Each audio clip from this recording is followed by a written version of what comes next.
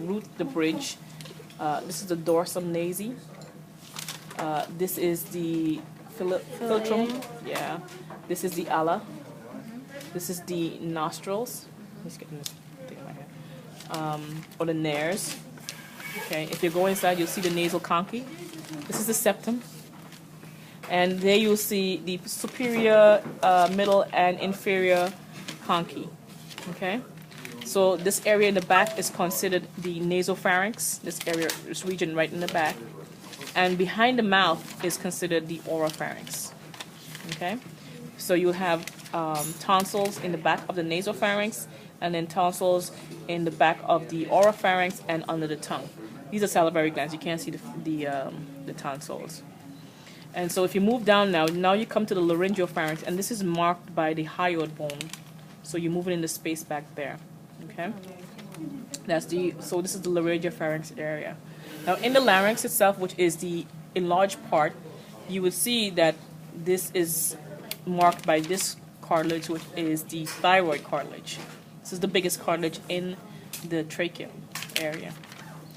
The cricoid cartilage is under the thyroid gland. Okay? So you don't see it here, but this is the location of the cricoid cartilage. And then we see the tracheal rings, which are the tracheal cartilage that has that C shape to it. What is it? These blue marks right here. All cartilages on these models are light blue. Okay?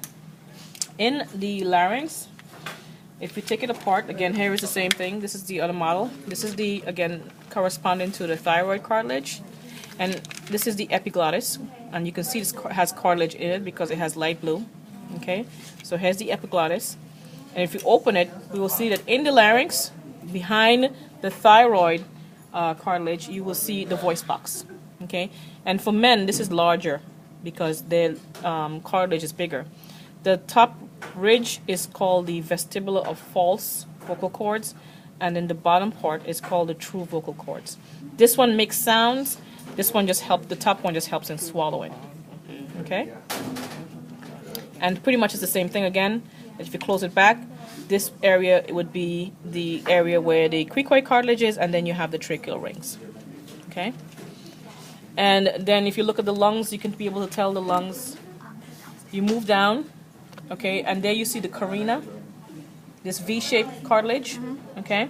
And then you have the primary bronchus, okay? And then you have the secondary bronchus. So you can see that this is the right lung because you see 1, 2, 3 secondary bronchi and 2 secondary bronchi, okay? And then it branches again and becomes a tertiary and then the terminal bronchial in the lungs, okay? So you can also see that the right primary bronchus is much shorter than the left primary bronchus, okay?